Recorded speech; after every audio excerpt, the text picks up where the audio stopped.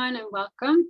I'm Rabbi Julia Andelman, Director of Community Engagement here at JTS, and it's my pleasure to welcome you to today's session of our fall series on perspectives on work in Jewish text and tradition. 6 days shall you labor, we're calling this series. Thanks for joining us today. A special welcome to any first-time attendees of our Monday webinars. And speaking of first-time attendees, we have a new scholar joining us today we're so excited about, Dr. Tamar Marvin, who is an esteemed JTS alum. And her session today is called Maimonides at Work, a rabbi's workday in medieval Egypt. Many of you were on the session a few weeks ago with Dr. Jonathan Ray, another JTS alum, who gave us the larger picture of Jewish professions in medieval times. And now we're going to really zoom in to one of the figures that one of the most famous Jews, perhaps the most famous Jew from that period. And Dr. Marvin will lead us in learning about kind of the particulars of his work life and professional achievements and work-life balance. And we can't wait to learn with you. Dr. Marvin, welcome. As many of you know, we have a sponsorship program. If you're feeling inspired by this opportunity to learn with JTS's outstanding scholars, we would love for you to consider partnering with us by sponsoring a learning session. We have 3 sponsorship levels, Chacham, Tzaddik, and Navi for $540, $1,000, and $1,800 respectively. And you can learn more by emailing learninglives@jtsa.edu.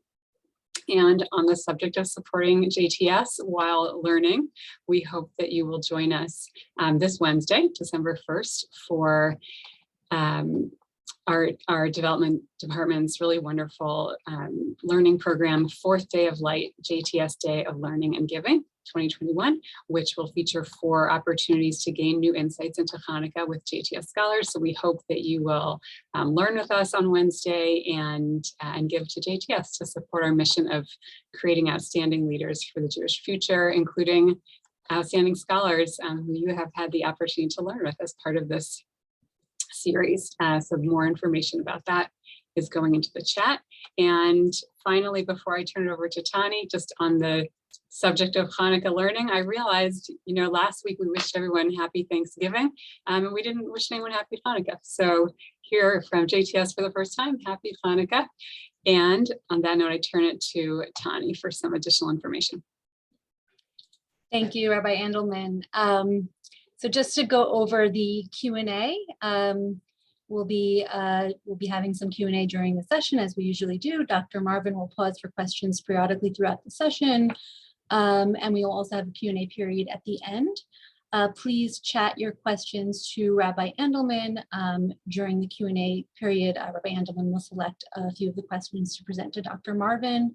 For any technical or logistical questions, please initiate a private chat with myself or with Lynn Feynman. The sources for today's class were in the email that you received with the Zoom link this morning, and we'll be screen sharing them as well.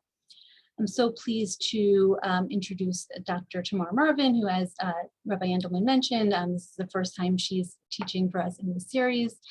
Dr. Marvin is a scholar of medieval Jewish intellectual history. She holds a PhD in Jewish studies from JTS and is also a student at Yeshivat Maharat. Dr. Marvin has taught and developed curricula in a variety of academic and Jewish settings. Her research centers on questions of how medieval Jews reacted to and creatively adapted new forms of meaning-making in the world they encountered around them.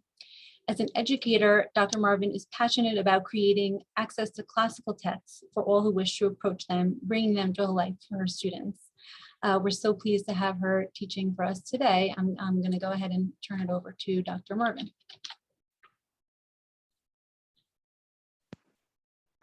Hello, I am thrilled to be here with you. I think this might be the largest Zoom I've ever been on, which is amazing.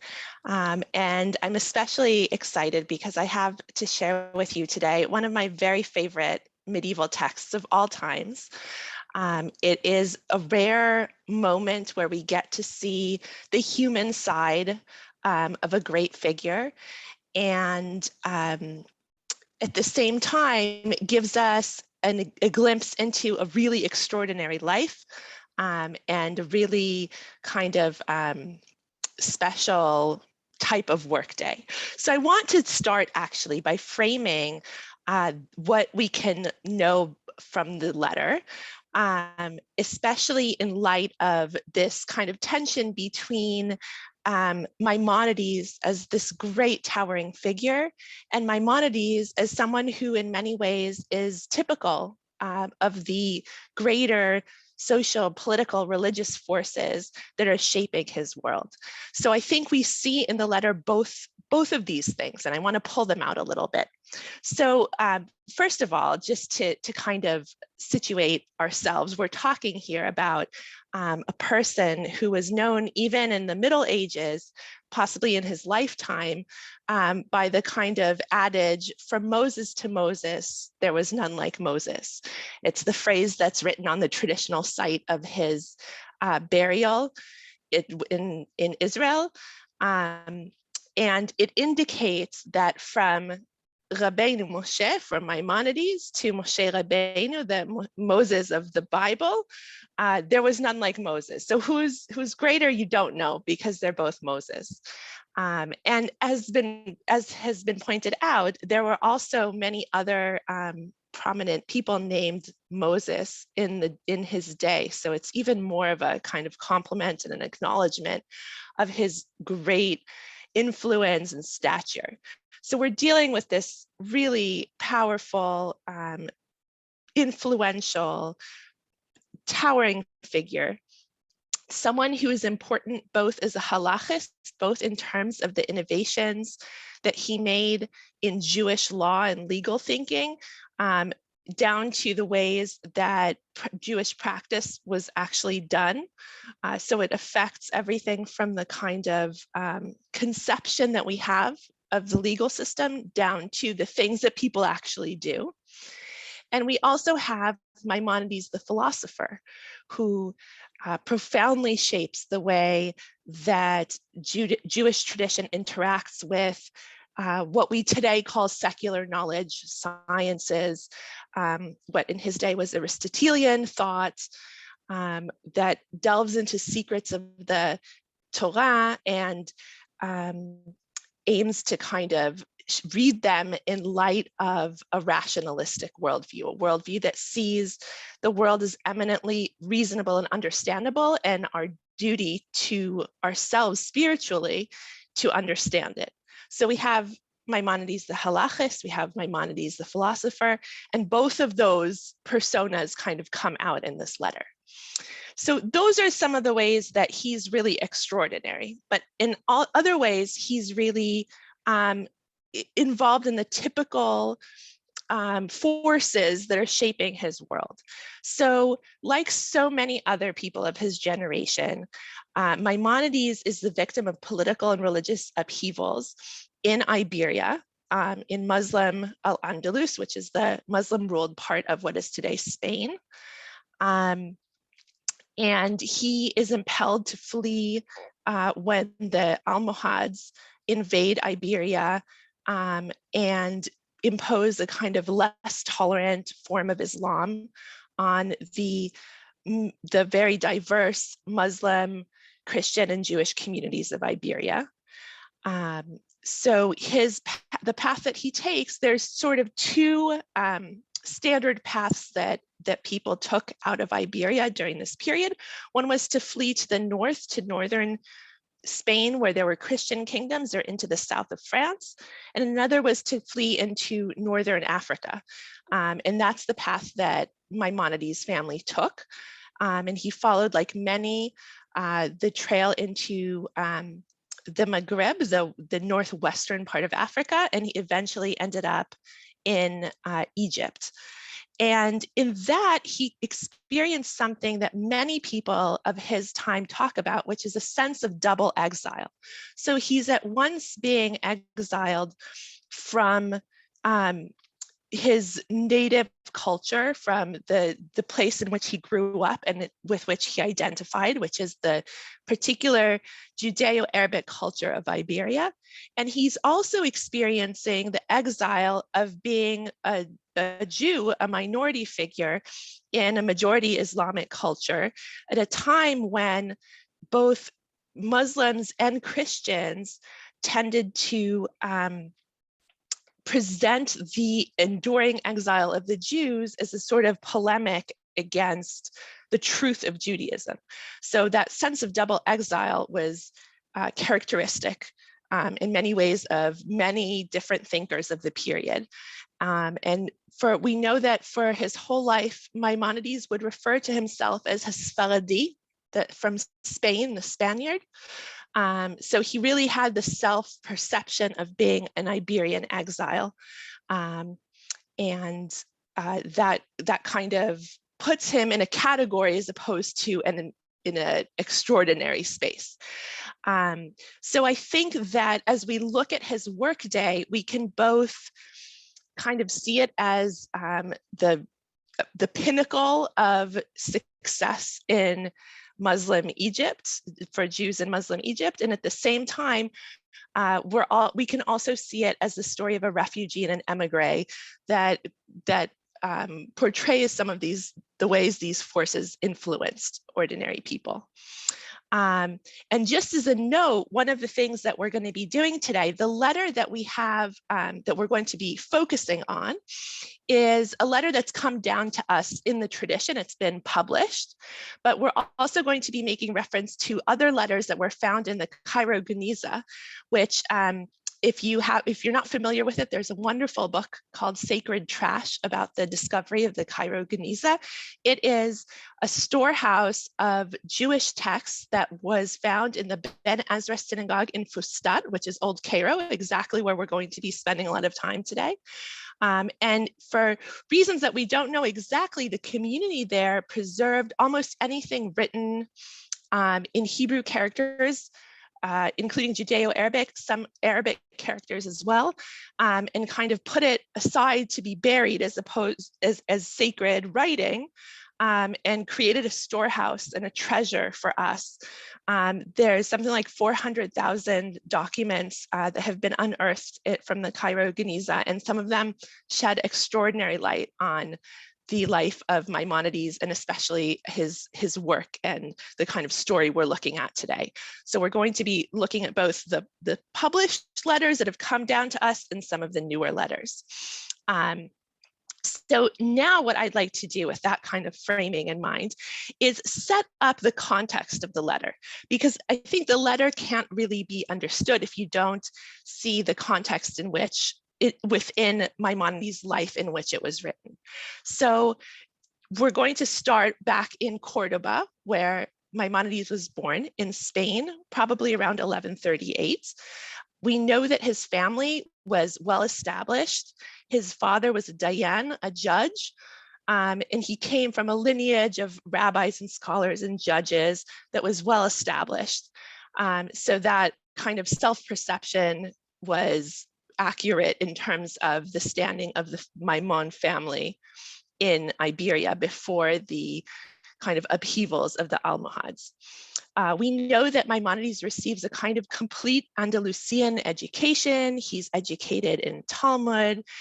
He's educated in probably literary and secular studies. He comes out of Iberia with that kind of typical education of an elite rabbinical family. When the Almohads begin to make life difficult for Jews in Cordoba, the family flees. We know that that Maimonides had at least 3 sisters, one of which stayed in Iberia because we have a letter from her in which she expresses worry about her son, asks Maimonides to intervene to determine his whereabouts, and says, and it sends her greetings to her sisters in Egypt. So it seems like most of the family, including Maimonides' parents and most of his siblings, left, but not all of them.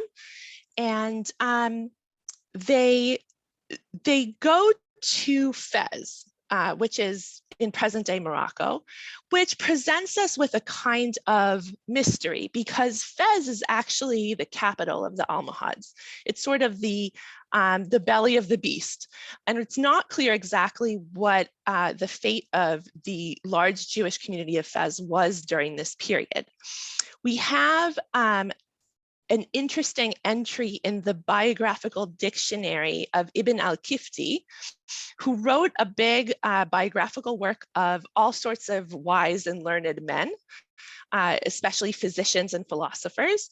And in it, he includes an entry on Maimonides. And in this entry, al-Kifti says that the family converted to Islam, which is something that we know was very common, was often cursory, but yet had a very profound effect on people's lives.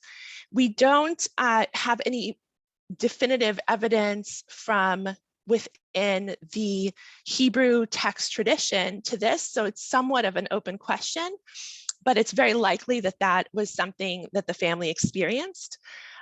We know that they stayed in Fez somewhere from 1159 or so to 1166. So that was a period of Maimonides' life. And we're going to see that he actually received his medical training there. But the family, probably sensing an opportunity to go to a more tolerant part of the Islamic world, made its way to Israel, and then, to not finding a way to settle there, to Egypt. Finally landing in Fustat, which is the old part of Cairo. And within a few years of arriving there, we see that Maimonides is already an acknowledged sort of communal figure. He almost acts like a high court of appeal. People will bring to him different kind of difficult cases for him to adjudicate. We see him beginning to become involved in things like the ransoming of prisoners, which was a big deal in the Middle Ages, unfortunately. So raising money to ransom Jews who were held hostage, often by pirates and other kind of bad actors who knew that they could extract funds from the community for their release. So we see him getting involved in that kind of situation. We see him fundraising, administering the communal charity fund, and even weighing in on some liturgical decisions. So he becomes involved with the community. He's actually appointed for a short, about 2-year period, to the office of Rais al-Yahud, which is the head of the Jews, a political office in which he represents the Jewish community to the Muslim government. This was really a kind of coveted and highly politicized position. So it was a bit surprising that he was able to get it as an outsider. And he was pretty quickly deposed in favor of someone who is more well established in the local aristocracy, although he was reappointed later in life. One of the reasons that we think he may have been able to rise to that kind of prominent position early on, and now we're in the early 1170s, is that he likely seems to have married a woman who was from an aristocratic local family. And her brother was an official, a high-ranking Jewish official to the Muslim government, and probably helped promote Maimonides' kind of rise in the local power structure. And the other thing that we know from this period is that eventually in Egypt, Maimonides would work as a physician. And this is kind of fits into his position. It's an application of a theoretical position that he held that was opposed to accepting payment for Torah knowledge. So I wanted to look at the second source on our source sheet to see what he says about it and kind of set us up for understanding the kind of harried schedule that he's going to describe in the letter to Samuel Ibn Tibbon. So he begins by saying, and this is from the Mishneh Torah, so this is his law code, and he codifies this: make your study of the Torah paramount and your secular work incidental. And do not say, when I will be unoccupied, then I will study, lest you will never be unoccupied.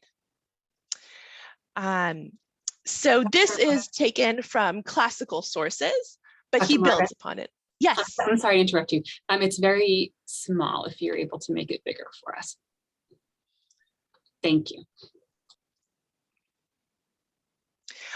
Okay, so Maimonides continues, nevertheless, whosoever sets his heart to pursue the study of Torah, but do no secular work at all, and permits himself to be supported by charity, behold him, he blasphemed the name, and degraded the Torah, and shadowed the light of religion, and caused evil to be brought upon himself, and deprived his own life from its share in the world to come, because it is forbidden to enjoy aught in this world in return of the study of the words of the Torah.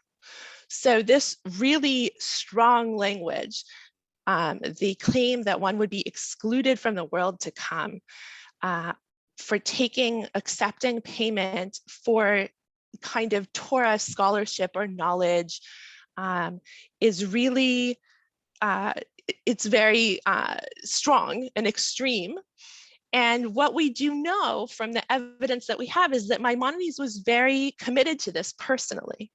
So even as he administered the Hekdesh fund, that communal charity fund, he did not accept any payment for himself and preferred to work as a physician in exchange for his livelihood, and really took this to heart. So here it's kind of presented as a theoretical matter. This is something that still gets debated very much in our own time, as it has to do with the trend towards prolonged study of Torah and stipends for the learning of Torah. So it's somewhat live and relevant question. And we see here that Maimonides is very committed to it.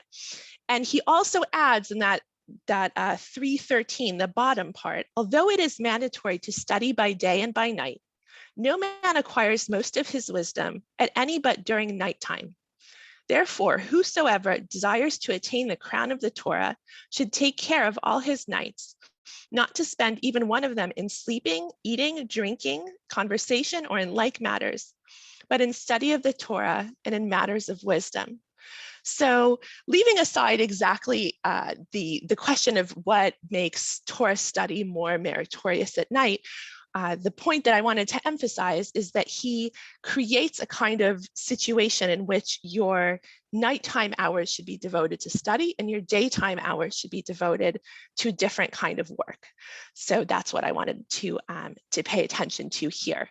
And we're going to see how this applies in Maimonides' life in a moment. But I wanted to pause here and see if there were any questions.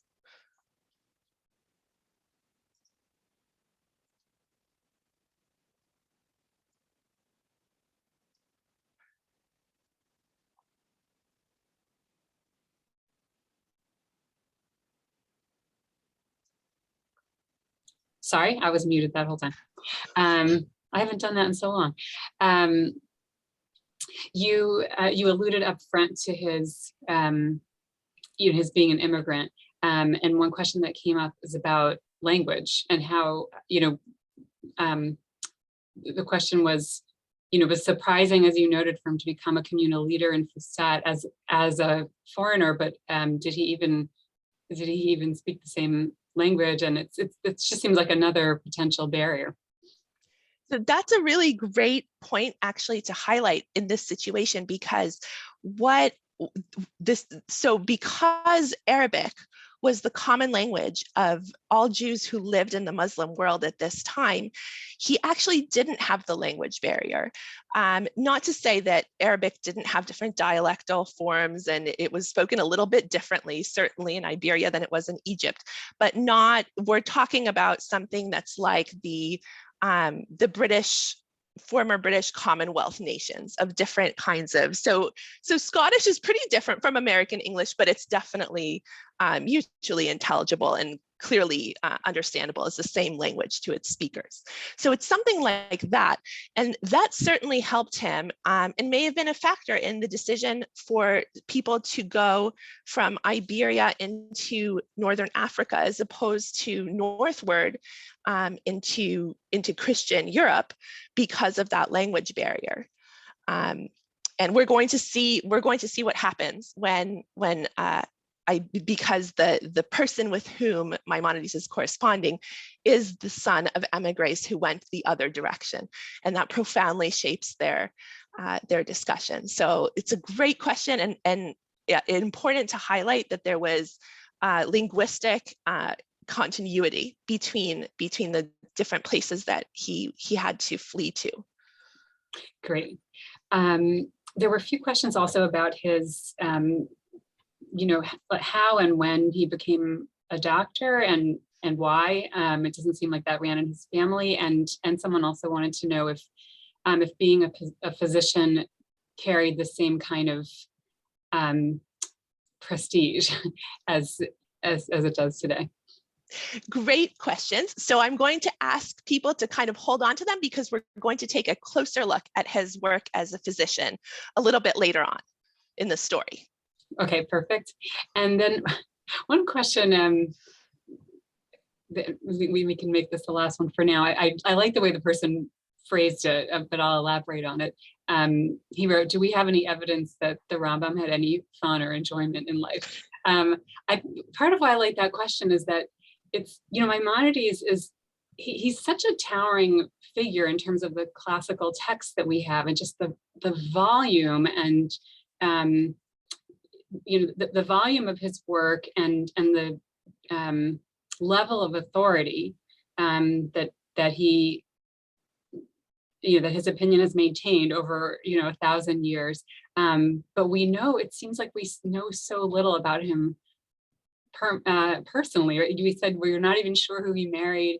I don't know. That's always sort of bothered me a little bit too. Maybe the same as this questioner, that it's hard to get an image of him really as a person.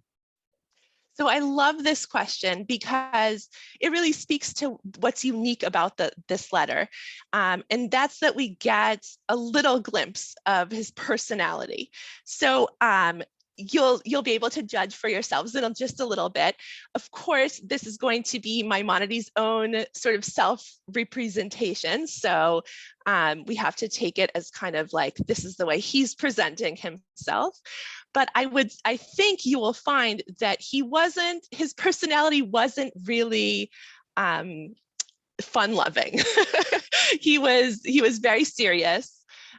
He was very kind of sort of the attitude that comes across in his remarks about the study, accepting payment for the study of Torah, are a little bit of a clue to his kind of basic personality. He's a very serious guy. And another thing that we can say that we see from the letters that he writes is that in his day, it was considered sort of standard for him to write, to open letters with kind of belletristic prose, or kind of like a little opening poem in praise of the person to whom the letter was sent.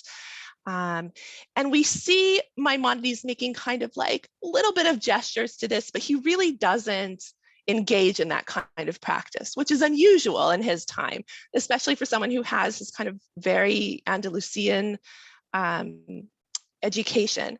So that also gives a little bit of a hint to this sort of serious character of his nature. And I would say, I think if I had to guess, that he would say that studying Torah is fun. And that's his sort of way of entertainment, kind of serious entertainment. Right. Maybe actually, just since you're talking, maybe I'll just throw in one more that relates to a question that came up too. He was very ambitious in his work, as we know, and it sounds like he was a person of ambition in general, if he sort of became a communal leader so quickly in Fustat. But he wanted his works to be kind of the definitive, the definitive law code, the definitive this, the definitive that.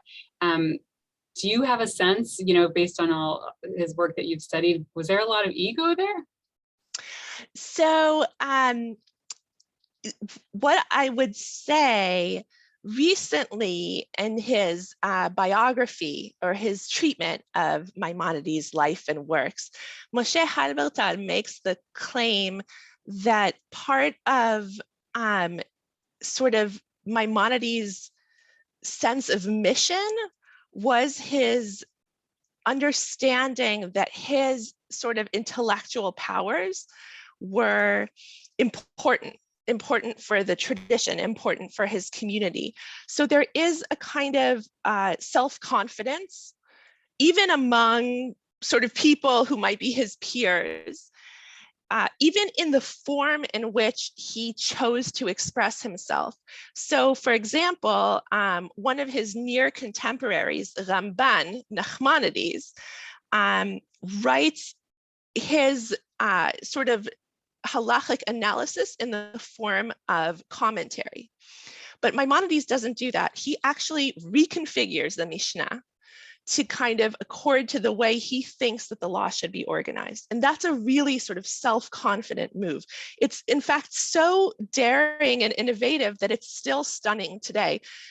He's one of the few people who takes laws out of the context in which they're handed down to us from the rabbis of the Talmud. So I think that speaks to his sense of self-confidence and his sense of mission that really drove him. I would agree with Halbertal's analysis. Even calling his halachic work Mishnah Torah, the second Torah is, yeah. All right. So why don't we pause with questions and you can continue. Thank you. Okay, sure. Thank you for all the good questions. So I want to, before we finally turn to the letter, I want to also talk about the other half, the person to whom he was responding and to whom he was writing the letter. So the letter is written to Samuel Ibn Tibbon. The Ibn Tibbon family was, again, somewhat of the inverse of the Maimon family, in that when the kind of Almohad upheaval started in the middle of the 12th century, the kind of founder of this dynasty of translators, Yehuda ibn Tibbon, fled from the south of Iberia to southern France. So in just a quick word about the south of France, in this period, the north of France and the south of France are almost like completely different countries. There's definitely cultural ties between them, but they speak different languages. Old French and Occitan are kind of two separate languages that aren't, Occitan is more similar to Catalan or to the dialects of northeastern Iberia than they are to northern French. So it's kind of a unique country, a unique Jewish community unto itself. And one of the things that makes it unique is that it becomes very receptive to the cultural baggage that emigres from Iberia bring to the south of France.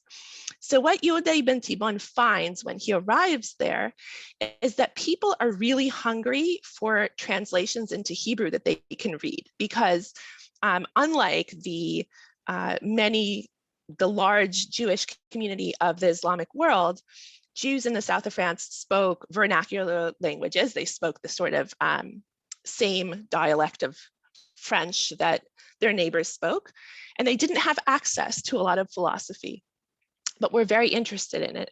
So Yehuda ibn Tibbon begins to translate some of the major texts, and even now, like in the past 50 years, we've seen a lot of retranslations directly from the Arabic text. Some of the Arabic texts have been rediscovered in the Geniza, allowing us to translate them anew. But still, the standard translations very often are from this period, and very often are those of the Ibn Tibbon family.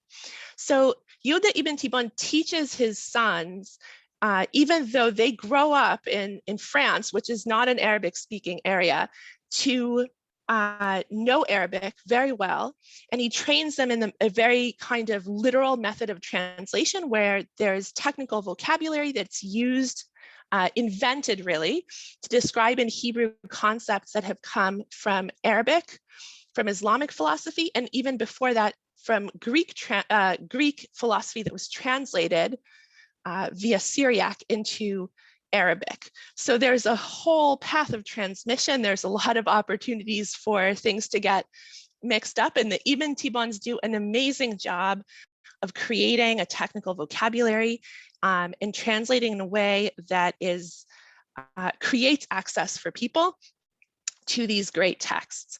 And they translate both Muslim Arabic texts and a lot of Judeo-Arabic texts. So Samuel Ibn Tibbon, the son, is kind of the inheritor of this tradition. He lives in the south of France, and he undertakes to translate the sort of late work of Maimonides, the Guide of the Perplexed. The Guide of the Perplexed is, of course, very perplexing, ironically. It is a kind of a guide to the secrets of the Torah. And it's very tricky to translate. It's a very controversial book, so controversial that later some people would claim that Maimonides either hadn't actually written it or that he had renounced it at the end of his life, neither of which is true, but became kind of a trope. And so Samuel Ibn Tibbon wanted to get it right. This was a really sensitive project, sensitive translation, and he wanted to have it have the stamp of the great master, sort of like when an author oversees a translation or approves a translation. And so he writes to Maimonides and asks him if he, Shmuel, can come to Egypt to sit with him and talk to him about the translation and kind of get his approval. So what we're going to read is the response to that. And one more thing that I wanted to add to the kind of context that this is happening in is that at this point, so the letter is from 1199. It's when Rambam is sort of at the very height of his power. He's over 60 years old. This is about 5 years before his death. So he's like a senior scholar. And at this time, we know that Maimonides didn't have knowledge of what was going on in Northern Europe, in what we tend to think of as Ashkenaz. So he didn't really know about the kind of revolution of Torah study and Talmud study that was happening in the Batei Midrash of the school of Rashi. As far as he knew, the community of the south of France, of Provence, was kind of like the last great hope of Jews in Christian lands. So he actually was very committed to ensuring that they would have access to his work. He felt that was important. And yet, as we're going to see, his response to Shmuel is, please don't come. So with that, I want to turn to the letter itself and kind of do a close reading of it. And we can talk about all the great stuff in it. So this is, and I should say, this is only one short part of the letter. This is just a few paragraphs of a much larger letter where Maimonides responds substantively to some of the questions that Shmuel has about the translation. So it's largely a philosophical letter, and then he has this little bit of kind of humanity in it. So this is how it goes. Now God knows that in order to write this to you, I have escaped to a secluded spot where people would not think to find me, sometimes leaning for support against the wall, sometimes lying down on account of my excessive weakness, for I have grown old and feeble. So right away, we see this kind of dramatic depiction, right? He has to escape to a quiet corner. He has to lean against the wall for support. And we can agree with him. He definitely has the right to say, I have grown old and feeble. He continues, but with respect to your wish to come here to me, I cannot but say how greatly your visit would delight me, for I truly long to converse with you and would anticipate our meeting with even greater joy than you. And here I think that Maimonides is being genuine, because we know that in other letters that he wrote, especially to his beloved pupil Yosef, he really treasured the moments that he had with students who were kind of at the level that he felt he could reveal secrets of Torah to them. So in the letter that opens, the dedication letter that opens the Guide of the Perplexed, he talks about how even if there's very few people who can understand this, I was still compelled to write it for them. He says to his student, when fate decreed that we should be apart. So I think that there's a really genuine aspect to this. And yet it's kind of dramatic how Maimonides expresses, please don't come, I'm really busy. So this is the turn. Yet I must advise you not to expose yourself to the perils of the voyage, for beyond seeing me and my doing all I could to honor you, you would not derive any advantage from your visit. Do not expect to be able to confer with me on any scientific subject for even 1 hour, either by day or by night, for the following is my daily occupation. Now he's going to give us a kind of rundown of his day. I reside at Misr, meaning Fustat or Old Cairo, and the Sultan resides at Al-Qahira, New Cairo. These two places are 2 Shabbat days' journey, or about 1.5 miles distant from each other. My duties to the Sultan are very heavy. I'm obliged to visit him every day, early in the morning, and when he or any of his children or any of the inmates of his harem are indisposed, I dare not quit Cairo, but must stay during the greater part of the day. And even if nothing unusual happens, I do not return to Fustat until the afternoon. Then I am almost dying with hunger. I find the antechambers filled with people, judges and bailiffs, friends and foes, a mixed multitude who await the time of my return. So this is a really detailed and kind of rare picture that we're getting here. So he depicts having to walk across town to the Sultan's palace. He's responsible for basically checking in with the entire staff of the palace to make sure if anyone has any kind of complaints. And in that, we also see how important the role of the physician was, because it was considered a sort of essential function. People relied upon physicians, especially the ruling classes, sort of elite classes. And everyone in the sort of purview of the palace is entitled to consult with the court physician. We also get to see that he stays there for most of the day. That's his day job. He returns to Fustat in the afternoon. He hasn't eaten anything. We're going to get more about his eating schedule a little bit later. And when he returns to his house, the kind of court of his house is filled with people who are waiting in line to consult with him. So this is when his sort of Jewish community duties come into effect. So this is what he does when he gets home to find this long line of people. I dismount from my animal, wash my hands, go forth to my patients, and entreat them to bear with me while I partake of some light refreshments, the only meal I take in 24 hours. Then I attend to my patients, write prescriptions and directions for their various ailments. Patients go in and out until nightfall, and sometimes even, I solemnly assure you, until 2 hours and more into the night. I converse with and prescribe for them while lying down from sheer fatigue. And when night falls, I am so exhausted that I could scarcely speak. So he also has a kind of practice, a medical practice in his community that he does after his sort of official capacity as physician to the vizier. And describes himself as being so exhausted that he's prescribing things lying down. And then he tells us what he does on his day off. In consequence of this, no Jew can have any private interview with me except on Shabbat. On that day, the whole congregation, or at least the majority of the members, comes to me after the morning service when I instruct them as to their proceedings during the whole week. We study together a little until noon when they depart. Some of them return and read with me after the afternoon service until evening prayers. In this manner, I spend the day. I have related to you only a part of what you would see if you were to visit me.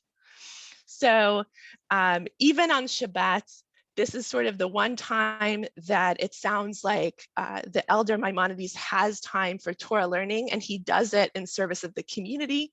So he does it, he sort of learns with people all day, all the way until the evening prayers, and that's his day off.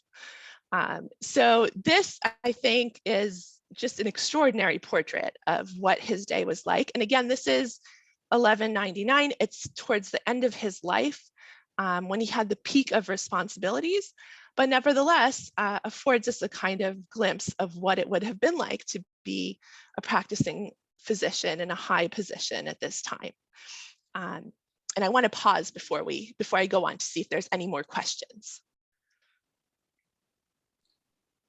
Yes. Okay, definitely questions about the harem.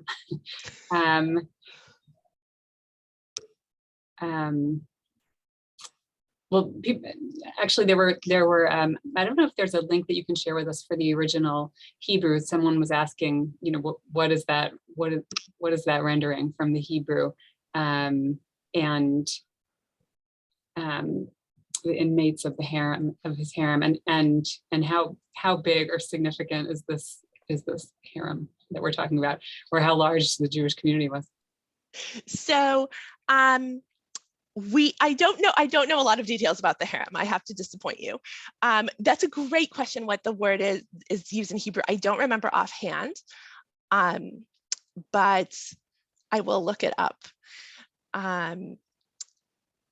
But what we know is that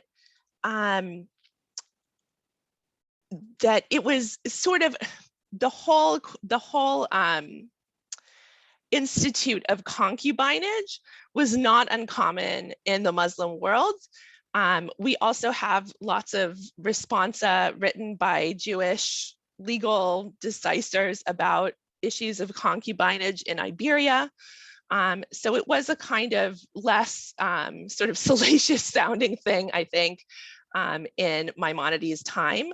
And here just kind of reflects his responsibility for like the whole, all people in the employ of the vizier. Okay, and another sort of realia question: why was he not given food while he was there? So okay, so we're going to get into that. So he at this point is not giving himself food because that's his sort of medical philosophy. So hold on to that. We're going to get there in a minute. His medical philosophy. All right, and then someone also asked the obvious question: how on earth could he have written all his books while he was keeping this kind of schedule? Okay, so I'm really glad that question was asked because that's exactly what we're going to turn to. Great. Okay. I was dealing with a technical issue for a moment. So did you get up to the part about Shabbat or not? Not yet. Yes. Yes, so, we did. Sorry about that. So that, you know, when I read that piece, it reminded me of being a congregational rabbi, where, you know, like everyone else is resting on Shabbat, and that is the last time you can rest. I identified with him for that moment, although he probably worked even harder than I did when I was a congregational rabbi.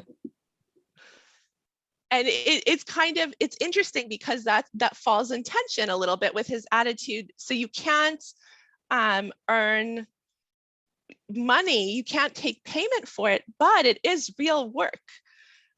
So I think there's some recognition there that it's really labor. So that's interesting. So, okay. So that is the kind of picture that Maimonides paints. He obviously is like I don't know if it's fair to say, like slightly melodramatic even, in his characterization of how busy he is. And he doesn't really note that it's his own fault that he only gets to eat once every 24 hours. But given that, even with that, I think that the degree of busyness was probably like reflective of his reality. And he really had heavy responsibilities, both as a physician and as a communal leader at the end of his life. And one of the reasons that he found himself in this situation is a really poignant kind of family reason that I want to turn to now. So one of the things that the findings of the Geniza allow us to see are some of the exchanges of letters between Maimonides and his younger brother, David. Both in terms of letters that Maimonides wrote about David, and even letters that we have from David to his brother. So from these, we see that David also was kind of educated in the scholarly tradition of the family, but kind of took an alternate route from his older brother, and became a merchant. And one of the letters that David sends to Maimonides, to Moshe, his brother, describes him trying to get to the East African port city of Aydab. The letter is sent in 1170. And in it, David is very eager to let his brother know that he's fine, because what happened is David was supposed to travel across the desert with a caravan. And he decided to go an alternate route, which is a very risky thing to do. But it paid off, because the caravan ultimately was captured and assaulted, and many people were killed. And so he was concerned that Maimonides would worry that he had been on that caravan. So he was writing to assure his brother that he had actually taken a really risky alternate route, which worked out. And from that letter also, we know that David did not find the goods that he was hoping to find in Aydab, and decided to sail for India. So we see this as a commercial route in the Muslim Middle Ages. And we know from this and from other testimony that David actually was financing much of the family. So the family, the Maimon family, relied upon David's work as a merchant to kind of keep everyone afloat. We know that Maimonides' father died shortly after they arrived in Egypt, but his mother may have still been alive, and his sisters also. So it was a big responsibility. And in response to the question that was asked earlier, we know that he spent about the years 1168 to 1177. It's like a little bit more than 10-year period, writing the Mishneh Torah. And during this time, he was supported by David.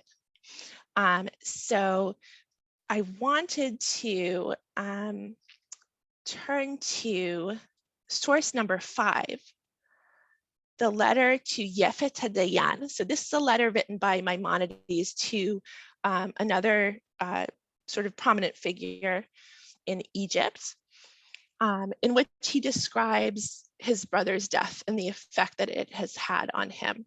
And I wanted to add that here, it's not in this part, but Maimonides also talks about the extreme grief that he experienced. He talks about not being able to get out of bed for a year. We know that he produced very little in that year.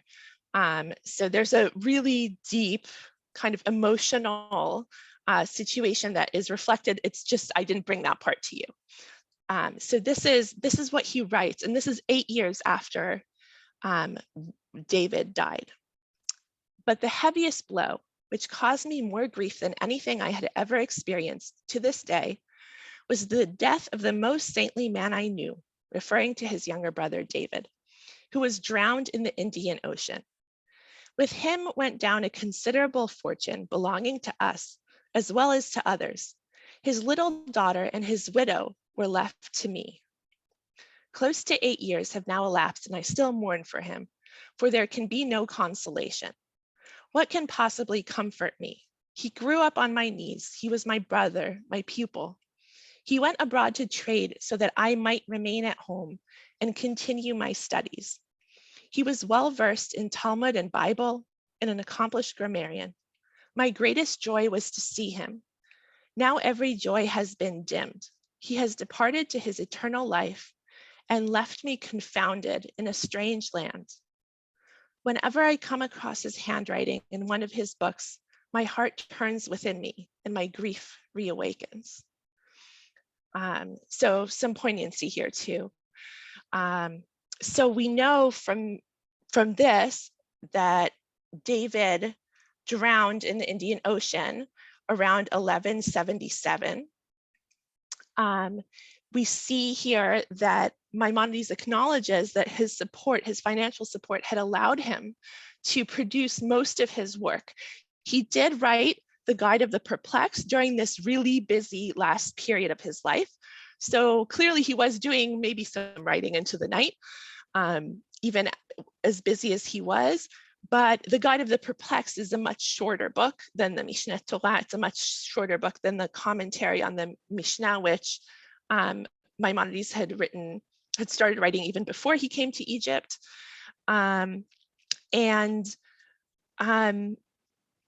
It really allowed him to give his time to his work without sacrificing the principle which he held so dear of not accepting payment for Torah knowledge.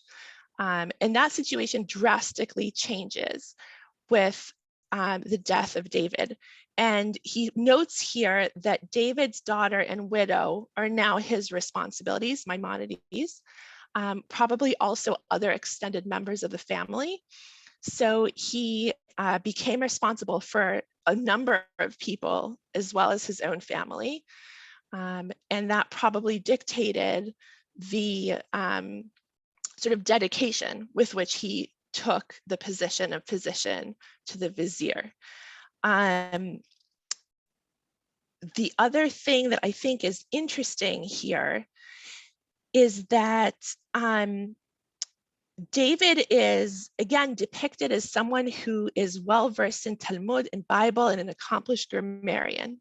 So he's sort of similarly educated, but took a very different path in life that was also open to someone who was sort of part of this upper class. There was one other thing I wanted to highlight here.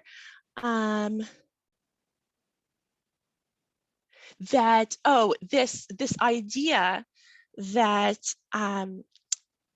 that Maimonides writes, he has departed to his eternal life and left me confounded in a strange land. So this letter is written in the 1180s, after Maimonides has been living in Egypt for a long time and he's well established. And he still refers to his adopted home as a strange land. So there's still a sense of dislocation and grief and kind of standing aside even as he attains this high position. So it's a very poignant letter. And having said that, and with all the difficulties that Maimonides depicts of his workday, we also know that he valued the practice of medicine. So in source number 3, this is from an earlier work of his, where he writes, "The practice of medicine brings much in the way of virtue, knowledge of God, and attainment of true perfection. And medical study and inquiry are among the greatest of works." So he valued this profession, even as it took him away from what he kind of viewed as his main occupation of writing Torah. or learning and studying and practicing and disseminating Torah. So it wasn't like something that he didn't value. He just didn't value it as much. And then in source number 4, he gives us an interesting clue about when he got his medical training. He writes, "I too have not seen it, a particular illness in the West, nor did any of my teachers under whom I studied mention that they had seen it. However, here in Egypt, in the course of approximately 10 years, I have seen more than 20 people who suffered from this illness." So one of the things that comes out of this is that he says, I have not seen it in the West. So the West refers to the Maghreb, or what we today sort of call the region of Morocco, Algeria, Tunisia, Libya. And he probably means to refer to his time in Fez. So that tells us that when he arrived as a young man, sort of like today's college age in Fez, it seems that his family decided that he should be trained as a physician because being a physician was a portable occupation and a lucrative occupation. So there was a kind of security to it. And he already received this training as a young man. So he refers to his teachers in the West, and he compares his experience of a certain disease to what he had seen in Fez versus what he had seen in Egypt. So that tells us that his training was there, but due to the kind of circumstances of his life, he didn't need to work as a physician until the death of his brother. And we know that after a few years of practicing just as a regular physician, Maimonides was appointed the physician to Al-Fadl, the vizier to Salah ad-Din, famous Saladin. And this Al-Fadl was the second most important, kind of the vice president of the new Ayyubid government, which was established in 1171. So it was sort of like he got a choice position in the new administration. We know that Maimonides wrote several treatises on medicine as well as his medical aphorisms. And from those, we see that he values preventative medicine. In many regards, he considered the practice of medicine to turn on nutrition and sort of preventing disease through proper comportment. And that probably accounts for why he made the choice to only have one meal in the 24 hours. That probably refers to his kind of medical philosophy and his attempt to stay healthy. So it sounds like it was difficult for him, but probably self-imposed. So that's kind of the glimpse of his life as a physician that we have. So I think this story that is told in this letter tells us several things. Again, it's both idiosyncratic. It really shows us the unique position of someone who's kind of a celebrity of their time. It's like seeing the schedule of a president or another prominent kind of office. And at the same time, it also shows us what it was like to be displaced by political upheavals, what it was like to be an immigrant trying to find a place in a sort of aristocracy and a political structure that was very foreign to you. I think it is representative of the elite class in general in some respects, even as it in some ways really reflects the unique stature of a person, a figure like Maimonides. And I think it really shows us that intellectual production has material costs, that we don't get to have the great works that Maimonides gives us without the financial support and the labor of many people, especially his brother. It is fortunate for us that he was able to spend from what we know, both night and day, writing Mishneh Torah for over 10 years, not to speak of his other works. It's something that he couldn't have done if he had to work at the level that he was working at the end of his life. And we can kind of sympathize with him as he tells Samuel Ibn Tibbon, with whom he probably really did want to have a conversation. You can see a little bit in his remarks about his brother David, how much he valued kind of the rare person who could understand him, and yet is really unable to make time because of his very, very packed schedule. So I hope that that gives you a little bit of a window into what Maimonides' life really might have been like, again, at the late period of his life. And I'm happy to take more questions. Wonderful, thank you. So, all right, I guess, we could stipulate that he may have been exaggerating somewhat or being melodramatic, as you put it in his description of his workday, but probably not so much given everything he had taken on. So the question was asked, how much of that, was he a workaholic? He must have been a workaholic. I think we could probably stipulate that too, in order to accomplish what he did. But in terms of his work as a physician, was being so busy, was that kind of self-inflicted the same way as his fasting was, or was that really the expectation of him, or do we know?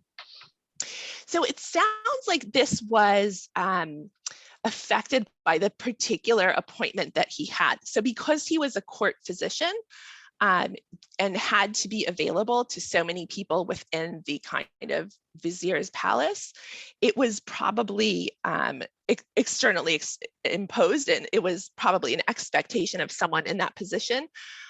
So it's sort of like someone who takes a job working for a really high-powered law firm, and so they know they're going to be taking a car home at midnight on some cases because that's kind of the work culture.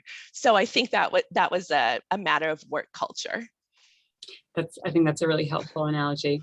And it was also asked, related to what you were just saying, do you think that that's a position that he could have turned down if he wanted to, or would that have been risky? That's a great question. I had never thought of that, but I think it probably wasn't something that would be easy to turn down. I don't know that he would have been in physical danger or threatened outright if he had refused, but I don't know that he was entirely at liberty not to take it, especially with his high stature. And also there was probably a weight of responsibility knowing that that would help the Jewish community to have that kind of tie with the new government. So there was kind of outside pressure, I think, on him to take it. Yeah, and it may not have been something that he would have freely chosen or pursued, but which he couldn't, it was difficult for him to turn down. Right, because it was good for the Jews. Right, and I suppose you could argue that his life might have been a slightly less stressful job if he hadn't been kind of commuting over to the Jewish community, if that's what was indeed going on, and hadn't stopped working on Shabbat and all of those. Maybe it would have been a more manageable load. I don't know. I guess we can't know for sure. So there were a bunch of questions about his medical training, and I do want to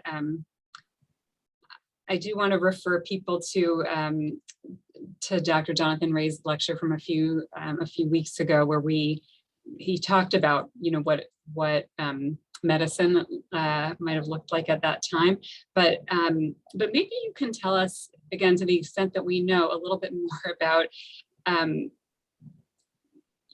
his actual work as a physician. You mentioned nutrition, and it seems, I think I remember learning that he said he thought you shouldn't drink at the same time as eating. Like, it was a lot of what he did having to do with eating, or do we know more about what he was doing as a physician?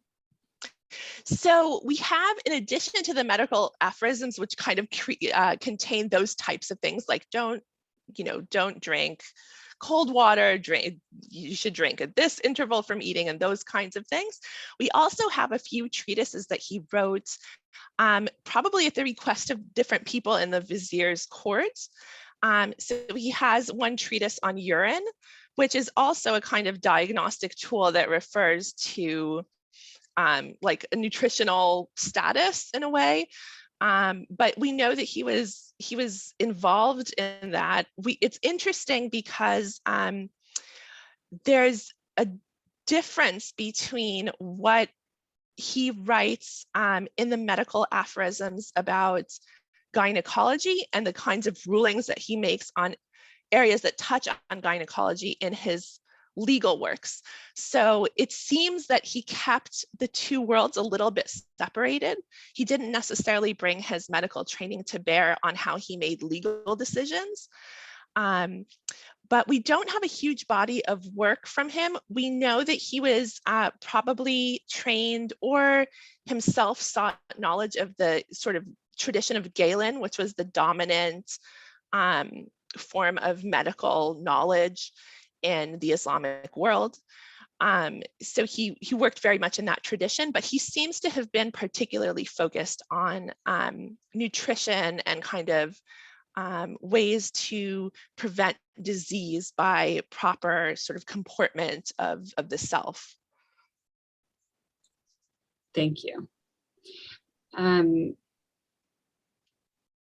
So on the subject of work-life balance, I think for many people, the biggest challenge there has to do with raising kids. And there was a question, how much do we know, if anything, about the Rambam as a parent? We know that he was a parent. Do we know anything about aside from sort of halachic instructions as to what you're supposed to teach your child? Do we know anything more personal? So actually, it's a great question because we have another great Geniza letter that speaks to this. So something that we know is that Maimonides got married a little bit later in life than most men of his period, probably in his early 30s. It seems that this was, again, consistent with another kind of dictate that he had, similar to the one that we saw about how if a man was really devoted to Torah learning, he could put off marriage, which is otherwise a kind of mitzvah or a halachic requirement that he has to fulfill. So it seems like he followed that advice in his own life, got married late. We know that he didn't have many children. It seems that he had a daughter who unfortunately died young, and he had a son, Abraham, who was born when Maimonides was 48. So he was kind of a child of his older years. And the pupil to whom he would dedicate his Guide of the Perplexed was sort of almost took on the role of his son until his own biological son reached like a more mature kind of intellectual stage. So we know that he almost like had a kind of adoptive son before he really took on the kind of fatherhood role with his own son. But the fascinating letter that has come out of the Geniza describes a person who was a messenger for a letter that was to be delivered to Maimonides. And he describes how he went to Maimonides' house in Fustat with his young son. And at the time, Abraham, the son of Maimonides, was about the same age as his young son. So it sounds like they were young children, maybe like 10 or so years old, maybe young 8, something like that, sort of elementary school age. And the messenger really thought that he was just going to hand off the letter and leave, especially knowing that Maimonides is so busy. And as it turned out, Maimonides said, no, come in, read the letter to me. So the man describes his experience of being in this great man's house. And one of the things that he notes is that Maimonides had his son with him, probably as a way of kind of training him to take on a communal role, which he did later in life. So it seems like there was kind of a training by example, even when Abraham was little. And the man who writes the letter notes that the two boys played together, and Abraham, the son of Maimonides, taught the messenger's son all the different ways that people had of addressing his father, all the kind of honorifics that they used. And the man notes that Maimonides was very patient and kind and kind of played with his son. So it sounds from that he definitely had, for all his seriousness, he had a kind of warmth towards his son. And an interesting thing about his son is that, unlike Maimonides, who was really devoted to rationalism, to philosophy and Aristotle and Galen, Abraham would become interested in mysticism.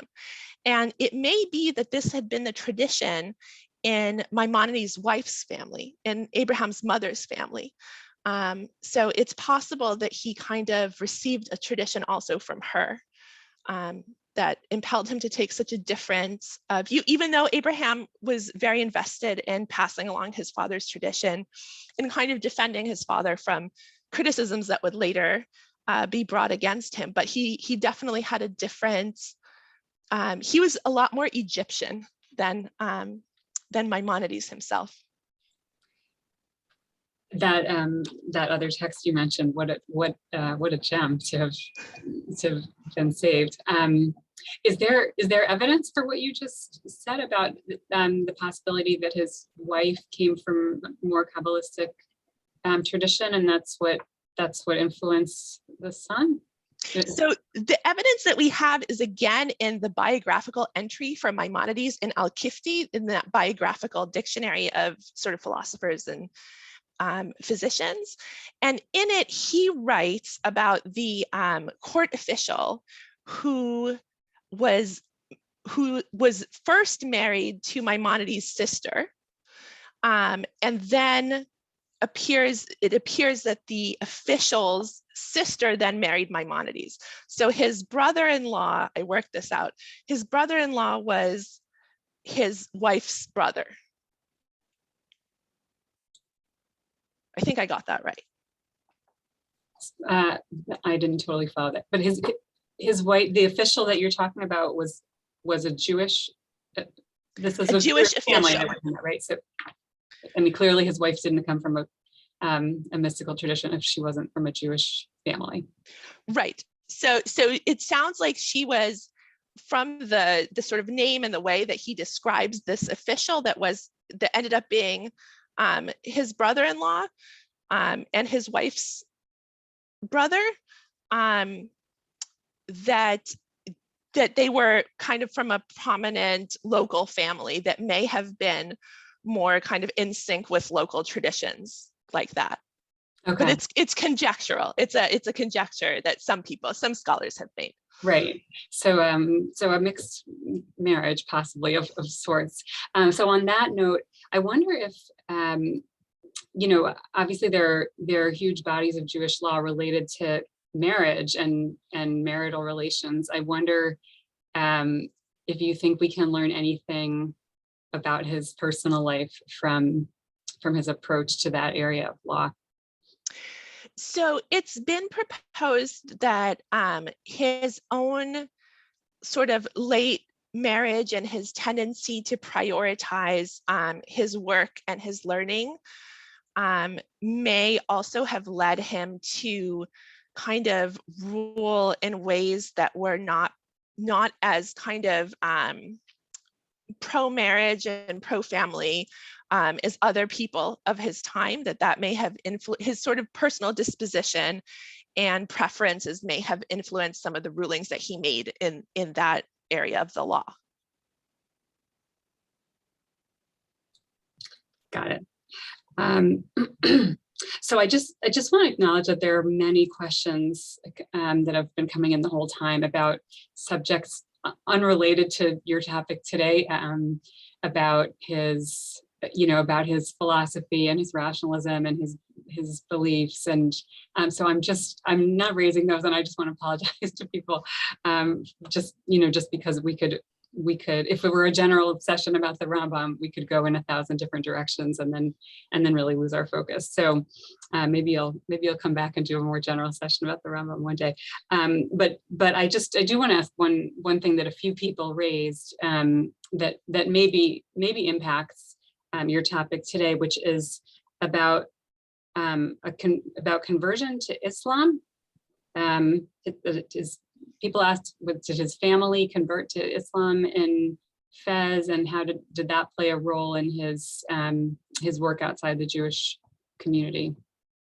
So we don't know for sure. Scholars argue either way. I would say that the consensus is probably that it is very likely that the family had to forcibly convert to Islam.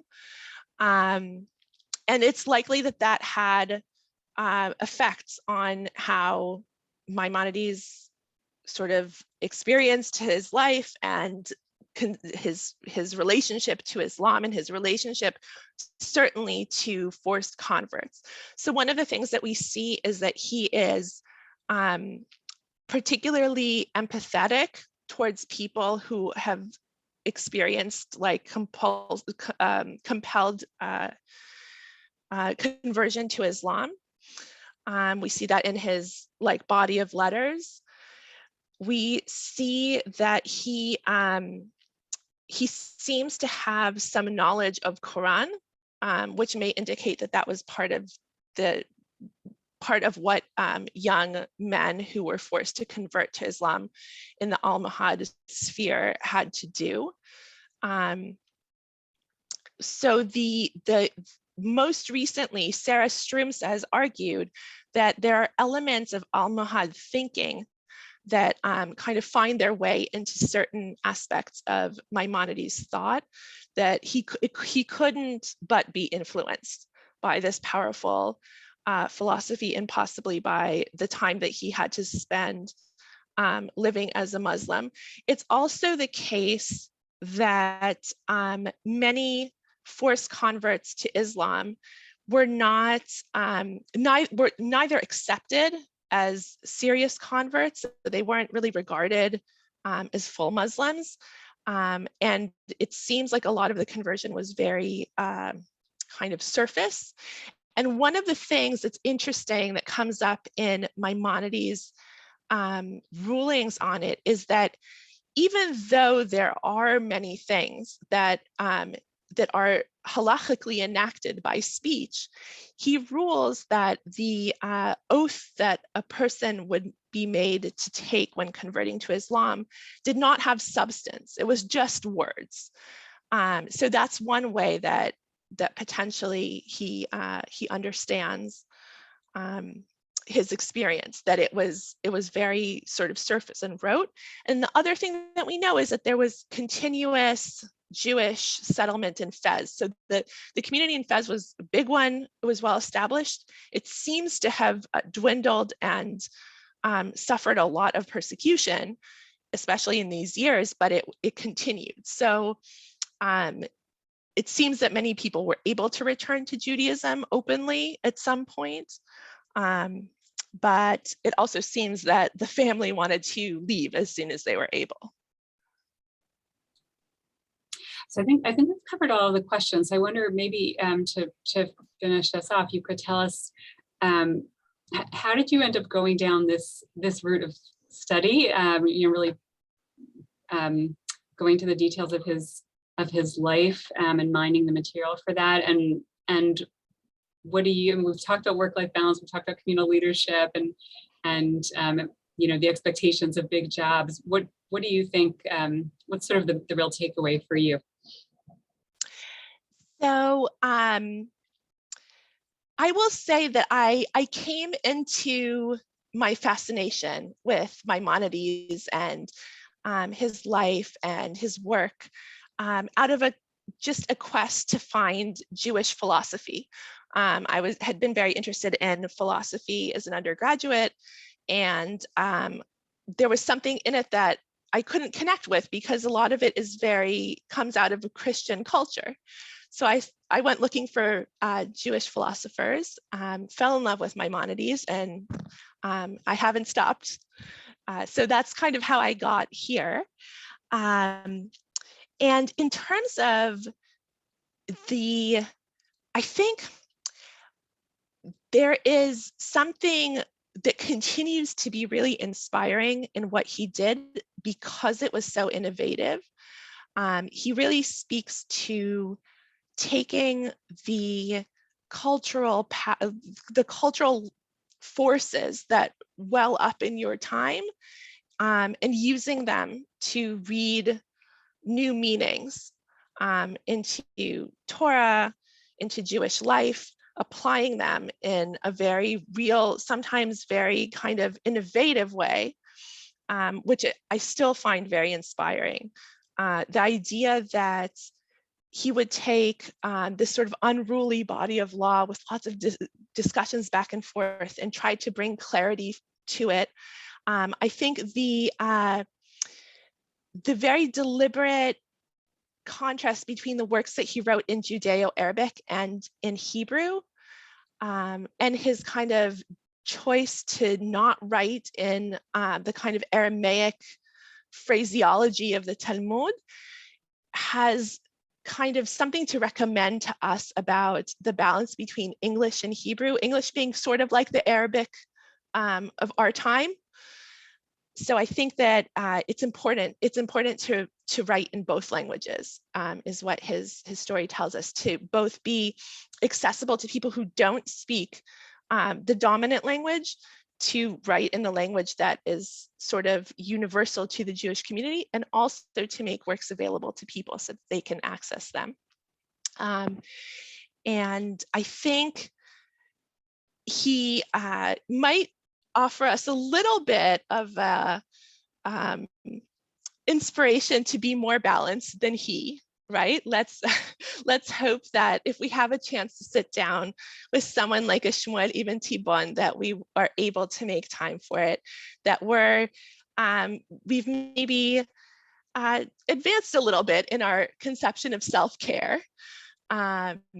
And so I think we can be very grateful to him for his work, but also maybe not take as an extreme example as his, and definitely try not to fast every 24 hours. What a great way of pulling it all together. So thank you so much. I learned, I've studied a lot of texts by the Rambam, but I learned a lot about the Rambam today that I didn't know, that really that humanizes him. And I think, just as you were saying, it makes the text come from somewhere real and somewhere relatable, and sort of a context that is not altogether unfamiliar to us, and addressing issues that are still alive and well for us, as you were just outlining. So thank you so much. We are so you make us proud of our alumni, for just a whole new generation of outstanding scholarship in Jewish studies. So thank you so much for teaching us today. Thank you to everyone for coming, and I want to invite everyone back next week. We have a very different and I'm sure very wonderful session next week with Professor David Fishman, who's I was going to say one of our favorites. We have so many favorites, but he is, as you may remember, he's a scholar of modern Jewish history. His session is called "When Matzah Bakers and Tallis Weavers Went Out on Strike, the Jewish Workers' Movement in Russia." So quite different from today. And there you have the breadth of JTS scholarship. Thanks to everyone again for joining us. Thank you to Dr. Marvin, and happy Hanukkah to everyone.